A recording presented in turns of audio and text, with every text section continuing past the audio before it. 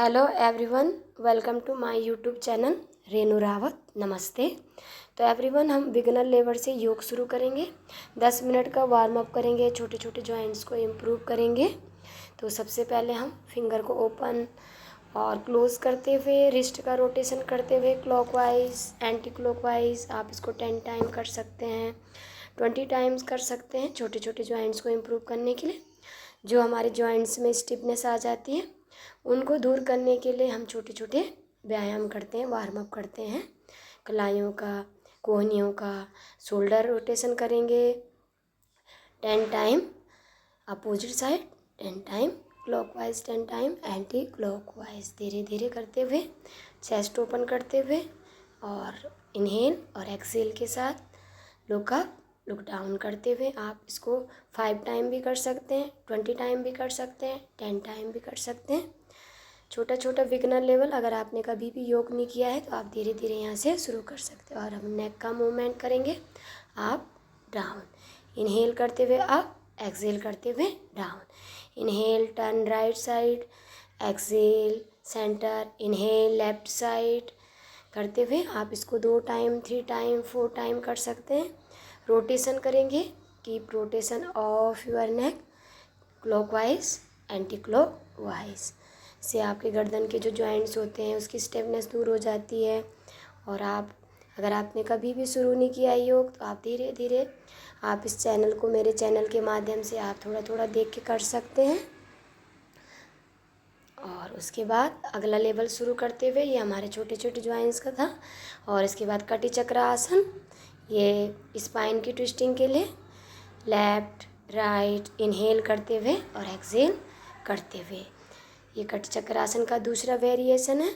आप अपने शरीर की कैपेसिटी के अनुसार कर सकते हैं। 2 टाइम से शुरू करते हुए 10 टाइम। ये ट्विस्टिंग है, अपर बॉडी ट्विस्टिंग। 10 टाइम करते हुए मैक्सिमम ट्विस्ट करना है जितना। और ये हिप रोटेशन है, हिप और वेस्ट का रोटेशन करते हुए 10 time clockwise, 10 time anti clockwise, आपके छोटे छोटे जॉइंट्स को इम्प्रूव करने के लिए। इसके बाद नी रोटेशन करेंगे 5 time clockwise, 5 time anti clockwise. ये छोटे छोटे जॉइंट्स होते हैं, ये छोटा छोटा हमारा वार्म अप होता है। अपनी को अप करेंगे, एक्सेल करते हुए डाउन करेंगे। हैंड्स अप भी कर सकते हैं, लेग स्ट्रेट करते हुए कर सकते हैं। धीरे धीरे करते हुए इनहेल, एक्सेल, लेग स्ट्रेट, धीरे धीरे करते हुए हैंड्स अप। आप इसको 5 टाइम शुरू करते हुए 10 टाइम तक कर सकते हैं। और उसके बाद अगला अभ्यास करेंगे हम ताड़ासन से शुरू करते हुए। श्वास भरते हुए ऊपर उठाना है, हील्स अप करने, मैक्सिमम बॉडी को ऊपर की तरफ लिफ्ट करना है। हाथों को बिल्कुल सीधा कानों के बराबर खींच के रखना है और बॉडी को ऊपर की साइड। उसके बाद दोनों पैरों में थोड़ा सा डिस्टेंस करेंगे, हिप के बराबर फासला रखेंगे और इसको बोलते हैं तिर्यक ताड़ासन। इनहेल और एक्सेल करते हुए राइट साइड टर्न, और इनहेल और एक्सेल करते हुए लेफ्ट साइड। आप इसको शुरू करते हुए 5 टाइम कर सकते हैं, 10 टाइम कर सकते हैं, 20 टाइम कर सकते हैं, 25 टाइम कर सकते हैं। धीरे धीरे आप हर दिन रोज़ अभ्यास की काउंटिंग बढ़ा सकते हैं। पहले दिन आप 5 काउंटिंग से शुरू किया, उसके बाद धीरे धीरे अर्ध चक्रासन, धीरे धीरे बैक बेंडिंग की तरह आगे फोरहेड बेंडिंग झुक जाएंगे मैक्सिमम। फिर दोनों हाथ शोल्डर डाउन करते हुए, एल्बो क्लोज करते हुए अर्ध चक्रासन में आगे झुकेंगे, फोरहेड डाउन करते हुए। आप इसको शुरुआत में धीरे धीरे करना है, कोई जल्दबाजी नहीं करनी है। इनहेल और एक्सेल के साथ आप पहले दिन 5 टाइम कर सकते हैं, फिर आप अपने टाइम को बढ़ा सकते हैं। और थोड़ा सा हमें नी के बराबर बैठना है, स्क्वाट करना है धीरे धीरे, आपसे जितना हो सके। अगर आपके नी में दर्द है, थोड़ा सा नी में पेन है, तो आप हल्का सा बैठें, हल्का सा उठें, पर कोशिश करें धीरे धीरे करने की। अपनी बॉडी को पूरा जगाना है। इसके बाद धीरे धीरे पैरों में थोड़ा सा फासला, राइट फुट राइट साइड, नी एंकल 1 एक लाइन में आ जाएंगे। इसको बोलते हैं वॉरियर 1, वीरभद्रासन। तो इसमें हिप डाउन करते हुए दोनों साइड से करना है, लेफ्ट और राइट साइड। धीरे धीरे आप अपनी शरीर की क्षमता के अनुसार कर सकते हैं, मैक्सिमम हाथ स्ट्रेट करते हुए और धीरे धीरे करना है। इसको देवी आसन, गॉडेस पोज करते हुए आप इसको 1 टाइम, 2 टाइम, 3 टाइम करते हुए इनहेल और एक्सेल के साथ धीरे धीरे आप इसको बढ़ा सकते हैं। उसके बाद प्रसारित कोणासन, इसके भी बहुत सारे वेरिएशन होते हैं। फिंगर लॉक बना के भी कर सकते हो मैक्सिमम पैर। तो दोस्तों उसके बाद हम कैट इन काउ पोज में आ जाएंगे। Cat pose, exhale, inhale, cow pose कमर के लिए बहुत अच्छा अभ्यास है। एक्सेल करते हुए लुक डाउन, इनहेल करते हुए look front. Cat in cow pose, Marjari asana भी बोलते हैं इसको। और उसके बाद हम हल्का सा हिप रोटेशन करेंगे, clockwise, anti clockwise. Hip opening के लिए छोटे छोटे अभ्यास दोस्तों हमें बहुत लाभ देते हैं। धीरे धीरे करते हुए थोड़ा सा आगे पीछे झुकें, आगे की तरफ पीछे की तरफ। जिन्होंने कभी भी कुछ करा नहीं होगा तो उनके लिए अभ्यास बहुत फ़ायदेमंद है। धीरे धीरे कोशिश करते रहें जितना आपसे होता है। तो धीरे धीरे अब आप निडल एंड थ्रेड वाला कोशिश करेंगे। राइट हैंड को अप करते हुए राइट शोल्डर डाउन करेंगे और लेफ्ट हैंड अप करते हुए दूसरी साइड से करना है। फिर डाउन एंड अप करते हुए, ये भी आप बार बार कर सकते हो। इसके बाद हम हैप्पी पपीज पोज करेंगे, शोल्डर डाउन करते हुए, चेस्ट डाउन करते हुए, चिन को मैट में लगाते हुए, हिप अप करते हुए। तो ये बॉडी को थोड़ा सा रिलैक्स करने के लिए। उसके बाद हम धीरे धीरे पूरा पेट के बल लेट जाएंगे। तो भुजंग आसन में आ जाएंगे हम लोग। हल्का सा शोल्डर डाउन करते हुए, एल्बो हल्का सा क्लोज करते हुए भुजंग आसन। जिससे आप जो दोस्तों जितना आपसे होगा आप उतना कोशिश कीजिए।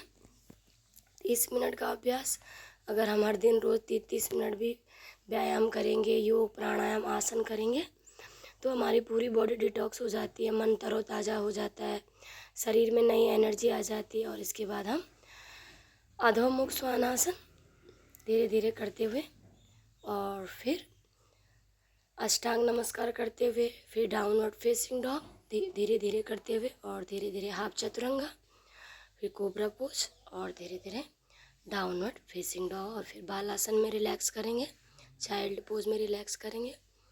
और फिर दोस्तों हम आगे बढ़ते हुए पीठ के बल लेट जाएंगे और धीरे धीरे एक एक पैर को उठाते हुए अर्धहलासन।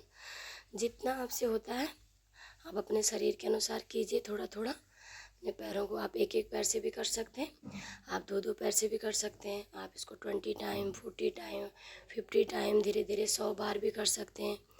ये अर्ध पवन मुक्त आसन एक एक पैर से भी कर सकते हैं। जिनको कॉन्स्टिपेशन की समस्या होती है, जिनको कब्ज रहती है, खट्टी डकारें आती है, उनके लिए ये दोनों पैरों से पवन मुक्त आसन। आप इसको होल्ड करके भी कर सकते हो, 5 मिनट होल्ड करते हुए, 2 मिनट होल्ड करते हुए। बहुत अच्छे अभ्यास हैं दोस्तों, ये छोटे छोटे अभ्यास हमको बहुत लाभ पहुंचाते हैं। इसके बाद हम ब्रिज पोज करेंगे, सेतुबंद आसन। हिप को अप करते हुए इनहेल, एक्सेल, अप डाउन धीरे धीरे कीजिए। पहले शुरुआत में आप धीरे धीरे अभ्यास कोशिश करें और करते करते आप धीरे धीरे कोशिश करते रहें। फिर इसके बाद हम कमर के अभ्यास, मरकट आसन। दोनों घुटने, दोनों पंजे आपस में, एड़ी के ऊपर एड़ी, घुटने के ऊपर घुटना। अगर घुटने बाईं साइड जाएंगे तो फेस अपोजिट साइड जाएगा। ट्विस्टिंग करनी है, स्पाइन की ट्विस्टिंग। कमर के लिए मरकट मीन्स होता है बंदर।